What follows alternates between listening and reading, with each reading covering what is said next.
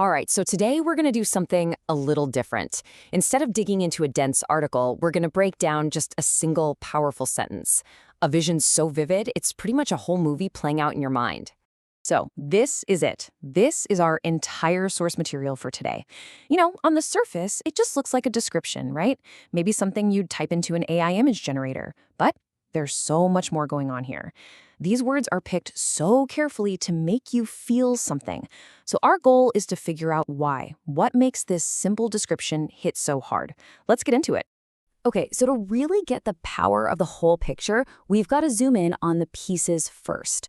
We're going to deconstruct this whole scene, element by element. So what's really interesting here is where the scene starts. It's not with the rocket. Nope. It's with the person looking at the rocket. This young, adventurous woman. She's our anchor, right? She's our point of view. She's basically us in this moment, letting us feel exactly what she's feeling. And just look at how these little details make her feel so real. It's not just a person. No, it's a young woman, which kind of suggests a future that's wide open, full of possibilities.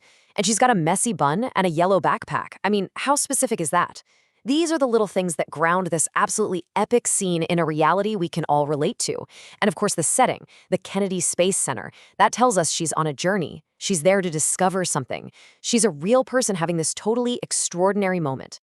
All right, so we've got our human anchor. Now let's turn to the thing that's completely captured her attention, the Saturn V rocket. And the word we've got to focus on here is massive. And that's a real challenge for our brains, isn't it? I mean, we can hear the numbers. It was 363 feet tall, taller than the Statue of Liberty.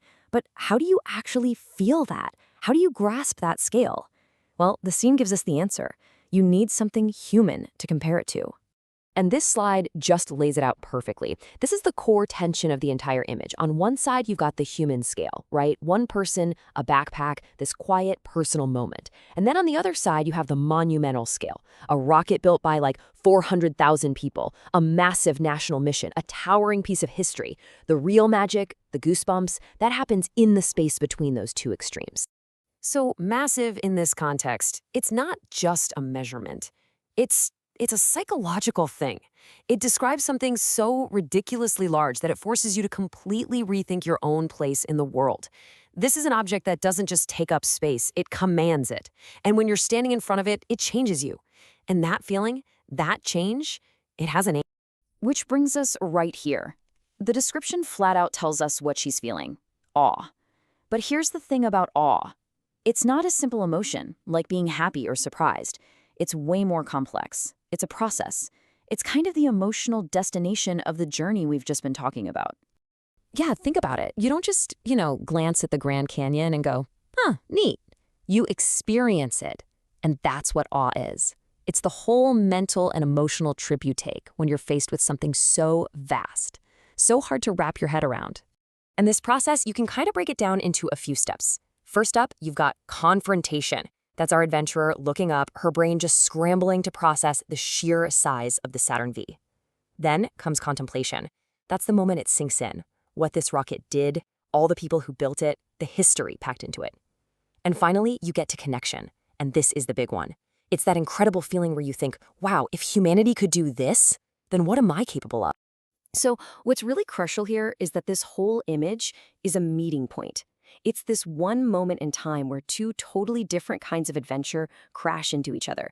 The historical adventure of the rocket and the personal adventure of the woman who's there seeing it. And you can see it laid out perfectly on this timeline. The rocket's adventure, that's in the past.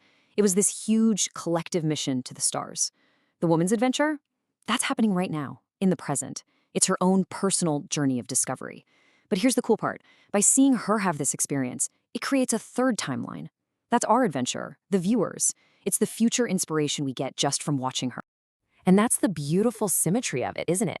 She is literally looking at an artifact from the past, a relic of a journey that's long over. But the feeling it sparks at her, that awe, that inspiration, that's all about the future. It's about what happens next. This right here, this is the heart of the whole thing. The Saturn V isn't just some dusty display in a museum. In this scene, it's an active force. It's like this dormant engine of history that just roars back to life, not with rocket fuel, but with human inspiration. And it's powering the ambitions of a whole new generation. And that really just leaves us with one final thought to chew on. We've just seen how a monument to something that happened in the past can create this incredibly powerful, forward-looking moment of awe. So it really makes you wonder, what are we building today that's going to make some young adventurer with a backpack just stop and stare in 100 years? What massive, awe-inspiring legacy are we leaving behind for them to discover?